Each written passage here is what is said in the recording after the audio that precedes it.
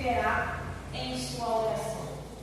É muito importante quando a gente entra no livro de 1 Samuel, do profeta Samuel, nós compreendermos um pouco da narrativa em questão político, social, familiar, em qual contexto essa nação se encontra. Esse texto está baseado ali dentro da época dos juízes. É uma época política muito difícil, porque no tempo dos juízes era necessário levantar líderes para que esses líderes viessem então ajudar o povo a não esquecer do Senhor. Na questão social, Israel vem enfrentando muitas guerras, porque por conta da sua questão espiritual de oscilar, hoje ele adora e amanhã ele esquece do Senhor, ele é subjugado. Então o que ocorre é que Israel, em certos momentos, ele empobrece demais, porque os inimigos entram, tomam conta da cidade e subjuga, levando eles à escravidão. Só que isso foi falado pelo Senhor com Moisés. Se o povo permanecesse em obediência, é claro que haveria então livramento, prosperidade, saúde, mas todas as vezes que o povo viesse a se esquecer e a abandonar as ordenanças do Senhor, é claro que eles seriam subjugados pelo povo, eles ficariam enfraquecidos, eles teriam falta de alguma coisa por conta da desobediência. E é esse grande paralelo que está aqui acontecendo na época dos juízes. Uma hora ele obedece, outra hora ele desiste de obedecer. É mais ou menos assim, já que Tina propõe a perseverança em orar, um dia eu oro e eu lembro do Senhor e no outro dia eu esqueço. Então eu oscilo. Se eu oscilo, eu nunca tenho uma estabilidade, porque eu sempre estou oscilando. Uma hora eu sou, outra hora eu não sou mais. Então uma hora eu ganho, outra hora eu perco. Eu nunca tenho então aquela vida abundante, porque eu não tenho aquela vida abundante que Jesus nos oferece, porque eu simplesmente fico nessa oscilação. E quando eu tenho essa oscilação com o Senhor, eu tenho essas consequências. Hoje eu perco, amanhã eu ganho e assim vai. Só que a gente tem um problema. E qual é o problema cultural que a gente tem, ou talvez espiritualmente falando, acerca daquilo que nós fomos ensinados? É porque a gente, infelizmente, tem uma certa mania de nós espiritualizarmos as coisas. Como assim? A gente pega o natural e transfere para o espiritual. A gente pega o espiritual e transfere para o natural. A gente faz essa troca. Basicamente é assim para os irmãos poderem compreender melhor. Eu tenho um problema no tornozelo, um problema de osso. Eu falo que é tudo. Eu falo que é o diabo, eu falo que é macumba, eu falo que é inveja, mas eu não procuro ortopedista. Então aquilo que eu poderia fazer com o natural, eu acabo não fazendo. Eu poderia muito bem procurar o médico. Eu tenho um problema de oscilação nas minhas emoções. Eu não procuro o médico da terra, mas eu fico transferindo sempre para o espiritual. O que eu quero dizer com isso? É que quando está no meu campo de possibilidades, eu ajo, eu faço, eu vou, eu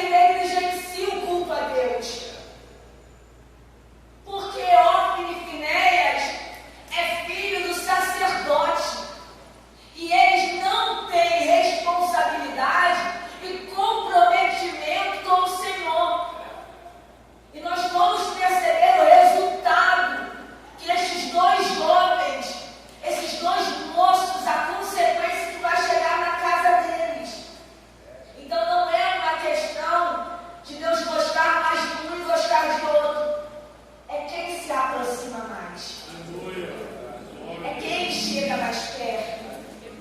Talvez você vai dizer assim, mas lá na minha casa só eu sirvo ao Senhor. Mas é uma questão de quem chega mais perto. Não há um filho preferido. Não há um filho que fala melhor, que canta melhor e por isso Deus ama. Não há um que desenvolve melhor e por isso Deus ama e Deus quer realizar algo. Não há. Não há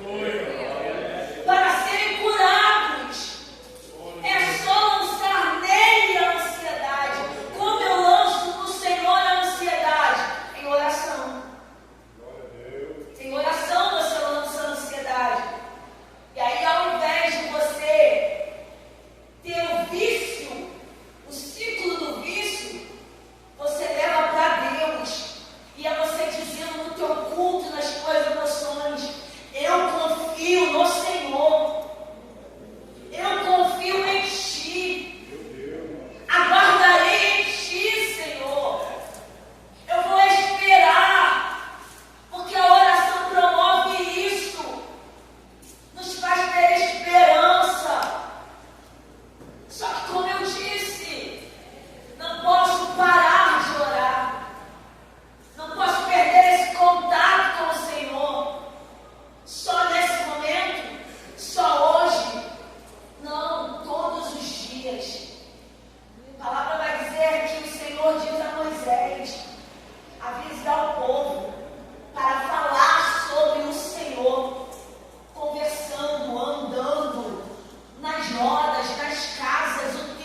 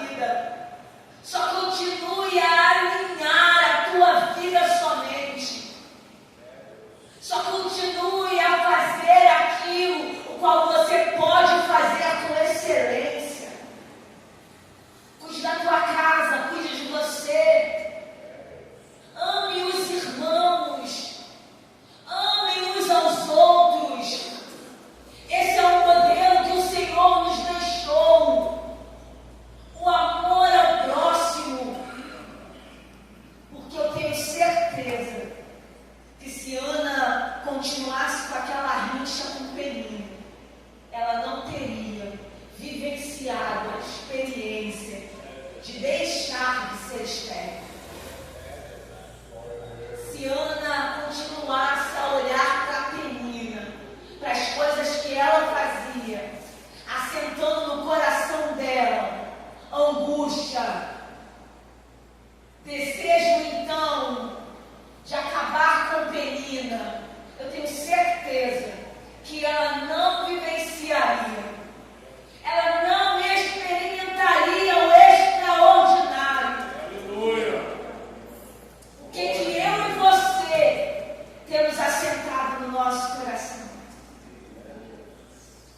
O que eu e você temos trazido para dentro de nós e que às vezes nós achamos que é pequenininho e que não tem importância, mas é disso que o adversário está se alimentando e é isso que está impedindo o fluxo da tua bênção, do teu milagre. Quando uma veia ela é entupida, ela não precisa de grandes obstáculos. Às vezes começa com algo pequeno. A dor no rim que a gente sente, as pedras não são enormes, são pedrinhas que doem. E muitas das vezes, pedrinhas estão nos possibilitando de sair do campo da esterilidade. Pedrinhas estão nos impedindo de experimentar coisas grandiosas. O que o Senhor tem para a minha família, para a tua família, é grandioso demais.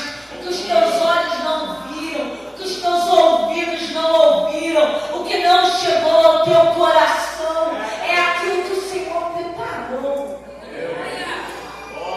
Você não imagina o que é.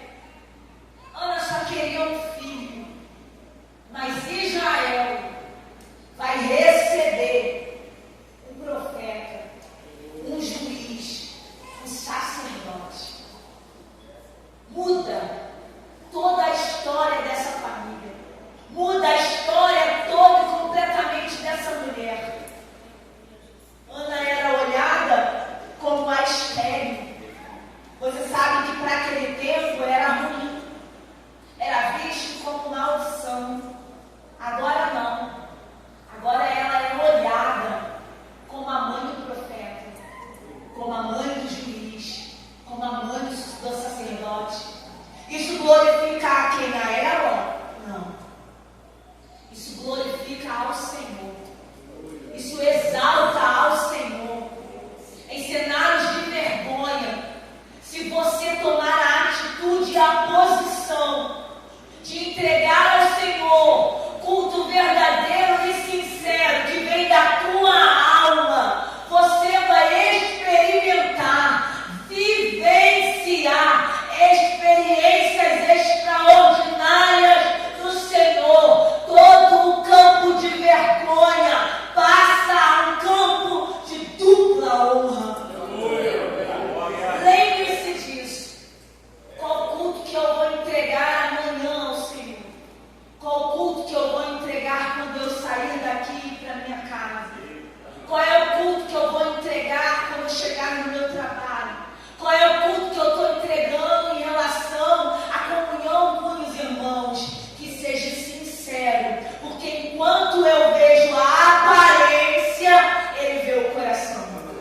Enquanto eu olho superficial, Ele sabe a intenção do coração. Se a intenção do teu coração for boa, perfeita e agradável, vai